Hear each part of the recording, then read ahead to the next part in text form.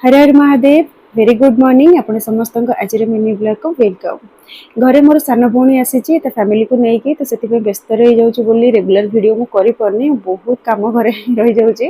तो आज ये विपद तारिणी व्रत से सकाल सकाल उठिकी घर कम सारी देती करी घर ठाकुर पूजा घर ठाकुर पूजा सारिकी मो मंदिर नापी ये भोग सजाड़ी दूसरी कहीं आज अच्छी विपद तारिणी व्रत आउ ये विपद तारिणी व्रत में सब जिनस 13 संख्यार पूजा करा जाए 13 प्रकार फल 13टी गंठी माँ नाम पड़ी था 13 प्रकार फूल 13टी बेलपत्र 13टी दुब 13टी बरकोली पत्र ता सहित माँ को पाखरे सीझा मंडा भोग करा जाए 13टी। तो सब किछि धरिकी मु पहुंची जाइथिली मंदिर रे माँ को पाखरे बहुत भल भाव में पूजा हैला कहीं बिल्कुल भी भिड़ नथिला।